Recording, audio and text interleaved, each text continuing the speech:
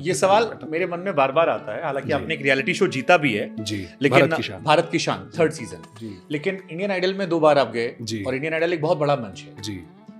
अब मेरे जहन में ये ख्याल आता है कि यार जो इंडियन आइडल जीतता है वो गायब क्यों रहता है और जो हारता है वो बड़ा आदमी बन जाता है। और मैक्सिमम सिंगर्स ऐसे हैं जो रियलिटी शोज में हारे हैं, चाहे मैं अरिजीत सिंह की बात कर लूं या मैं जुबिन नौटियाल की बात कर लूं, नेहा कक्कड़ की बात कर लूं या आप हैं, तो जो दर्शन तो बाद में जीत गए थे, जो हारे हुए सिंगर्स हैं वो ज्यादा अच्छा कर रहे हैं। इनफैक्ट जो जीते हुए हैं उनके एक शायद गाना आया, रिलीज हुआ और फिर वो गुमनामी में है। तो ये क्यों डिफरेंस? क्या हार अलग से कुछ मोटिवेट करती है या वो जो कई बार जिंदगी में थप्पड़ होता है वो जरूरी होता है? बहुत जरूरी, बहुत जरूरी।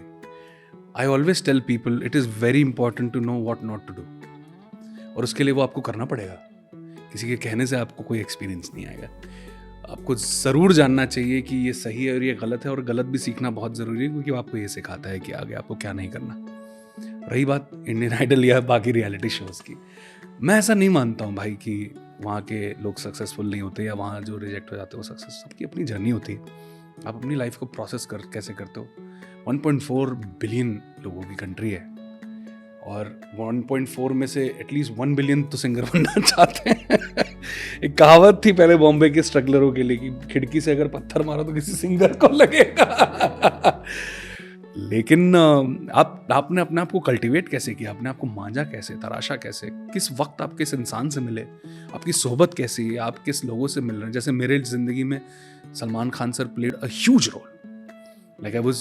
मैं तो उत्तर प्रदेश से निकलकर बॉम्बे जब मैं पहुंचा तो मैं तो इंटर्नशिप करने गया था। मुझसे गौरव ने बोला कि भारत की शान का ऑडिशन देना चाहिए, तो मैं बोला हर जगह से तो बाहर हो चुका हूँ, I have dropped that idea, I can't become a musician, I left it and I was doing well at law. I was offered a job in 3rd year, internship कर रहे थे। मेरे साथ के दोस्त बहुत अच्छे वकील हो गए, पर वो खत्म नहीं कर पाया। बॉम्बे गया, 1 एपिसोड जीता, 2 जीता, 3 जीता, 53 एपिसोड तक जस्ट वन। उस दौरान मुझे पता लगा यार I am destined to do this. Lalit ji ने बोला तुम पियानो बजा लेते हो? मैंने कहा जी, तो आओ असिस्ट करो। 2014 बेशरम 13 में बेशरम। मैं रणबीर को उस दिन ये बात कह रहा था कि आप आज हम एनुअल कर रहे हैं और मैं आपका असिस्टेंट, एक गाने में असिस्टेंट म्यूजिक डायरेक्टर। कौन सा गाना था वो? एक ताल के चट्टे बट्टे नाम था शायद उस गाने का। और look where life takes you. It just happened. I kept meeting the right people and I kept myself very नहीं, ये सवाल मैंने इसलिए पूछा, मैंने कहीं क्योंकि मैं म्यूजिकल लोगों को बहुत फॉलो करता हूँ। मैं रात को काम करता हूँ तो यूट्यूब पे लगातार मैं सुनता रहता हूँ और सारे रियलिटी शोज बचपन से मैंने आज तक फॉलो किए क्योंकि गाने सुनने का बड़ा शौक है। तो और रियलिटी शोज में आपको अलग अलग वर्जन में गाने सुनाई पड़ते हैं। सो एक गाना कितने वर्जन में होता है वो अगर आप म्यूजिक के शौकीन है तो आपको मजा आता है कि इसको मैंने आतिफ में भी सुना, अरिजीत में भी सुना, जुबिन में भी सुना, अब ये नया लड़का ये और अच्छा गा रहा है। कई सारे ऐसे गाने, ये हर स्टाइल होती है। जैसे जिहाले मस्किन जब मैंने पहले सुना था तो मुझे बहुत पसंद था, फिर मैंने आपका सुना, मैंने कहा ये तो और कमाल है। और बीच में जो लास्ट में हाई नोट पे आप ले जाते हो, पूरी तरीके से उसका क्रेडिट जावेद मोहसिन। हाँ, तो वो बहुत कमाल का सॉन्ग था। तो वर्जन। बट शंकर जी ने एक बात कही थी एक रियलिटी शो में, किसी ने सवाल पूछा था कि आप लोग दूसरे देश के सिंगर्स को मौका दे रहे हो और हमारे यहाँ बच्चे जीते उनको नहीं आगे बढ़ रहे। तो ही सेड कि एक स्लाइट सा एरोगेंस आ जाता है। जैसे आपने शुरू में कहा ना कि क्या करना है उससे ज्यादा इंपॉर्टेंट है क्या नहीं करना है जी। उन्होंने कहा जो लोग नहीं बढ़ पा रहे आगे उनका प्रॉब्लम बस ये हो रहा है कि वो एक हल्का सा एरोगेंस आ जा रहा है कि हमने कुछ कर लिया।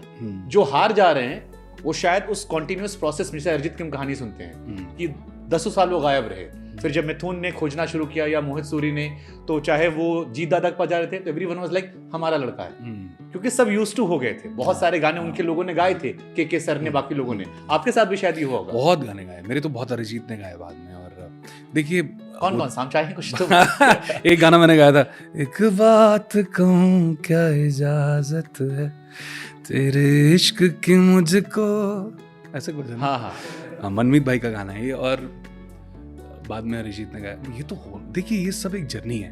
आप अगर अरिजीत से पूछिए, मुझसे पूछिए कि आपके जीवन में इंडियन आइडल का इम्पैक्ट क्या है, मेरे लिए इंडियन आइडल का इम्पैक्ट है जावेद अख्तर।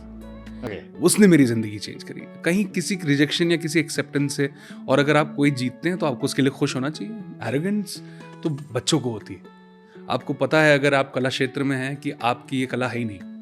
हम सारे इंसान एक जैसे ही हैं यार, सब के सब। इसीलिए कोई गाना एक कमरे में बनता है और करोड़ों अरबों लोगों को अच्छा लगता है क्योंकि सब एक जैसे हैं। वरना एक इंसान बैठकर किसी की डेस्टिनी नहीं बता सकता या किसी का मन नहीं जान सकता कि इसको क्या पसंद आएगा। आपकी जिंदगी में इंस्ट्रूमेंटल क्या है कि आपने उस चीज को प्रोसेस कैसे किया, आपके पास कितना इस चीज रियलिटी का ज्ञान है कि आप अपनी रूट से कितने जुड़े हुए हैं, आप कितने ऑनेस्ट हैं। सिर्फ ऑनेस्टी ही म्यूजिक में काम आती है।